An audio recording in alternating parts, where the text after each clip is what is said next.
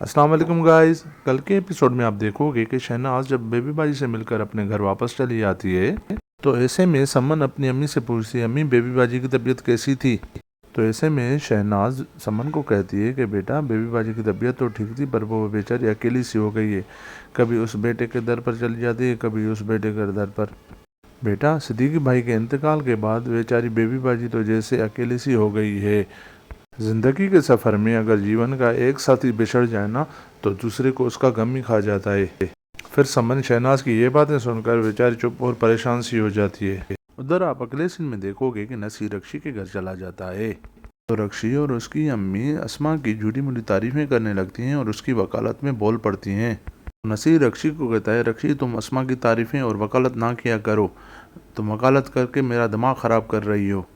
पहले ही उस मनहूस और लड़की से मैंने शादी करके अपनी ज़िंदगी तबाह और बर्बाद कर दी है, जैसे मेरी ज़िंदगी में अंधेरा सा छा गया है। नसीर की ये बात सुनकर रक्षी और उसकी अम्मी अंदर ही अंदर खुश हो रही थी। वैसे भी वो दोनों चाह ही ऐसे रहे थे कि नसीर अस्मा की बुराइयां ही करे। फिर रक्षी की अम्मी नसीर से कहती है, नसीर बेटा तुम्हारी अम्मी कब जा रही है, उसे कब 1 महीना पूरा होने वाला है। तो रक्षी की अम्मी नसीर से कहती है, नसीर बेटा तुम्हारी अम्मी कब जा रही है अपने घर जमाल के पास। नसीर कहता है, बस अम्मी को यहाँ 1 महीना पूरा होने वाला है, फिर वो जमाल भाई के पास चली जाएगी।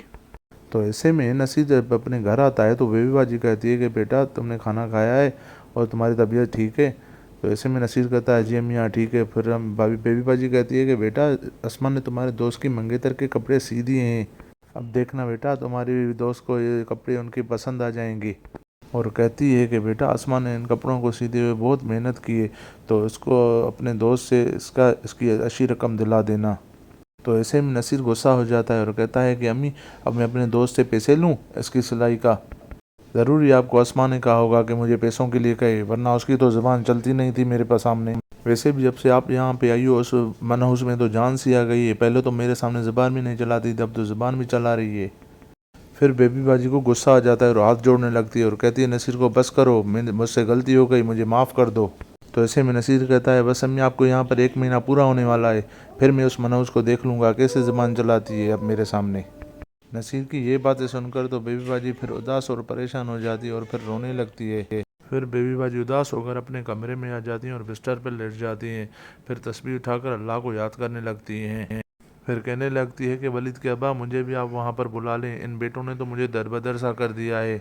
उधर आप अगले सीन में देखोगे कि अस्मा भाभी बेबी बाजी के कपड़े बैग में पैक कर रही होती है और रो भी रही होती है। तो ऐसे में बेबी बाजी कहती है, बेटा तुम क्यों रो रही हो, दरबदर तो मुझे अपनों ने किया है, अपने बेटों ने किया है, तुम्हारा इसमें कोई दोष नहीं, अल्लाह तुम्हें खुश रखे, तुम मेरी बहुत खिदमत करती हो। ऐसे में अस्मा भाभी बेबी बाजी को कहती है कि अम्मी आप मुझे माफ़ कर देना, मैं तो दुखी सी हो गई हूँ, मैं परेशान हूँ और मैं कुछ कर भी नहीं सकती नसीर के आगे। ऐसे में बेबी बाजी अस्मा को दुआएं देने लगती है और कहती है कि बेटा तुम परेशान ना हो। फिर अस्मा बेबी बाजी को अजरा भाभी के घर छोड़कर चली जाती है। फिर जब बेबी बाजी किचन में काम कर रही होती है तो किचन में डिनर सेट गिरकर टूट जाता है। ऐसे में अजरा भाभी अपने कमरे में सो रही होती है तो डिनर सेट के टूटने की आवाज़ उसके कानों पर चली जाती है।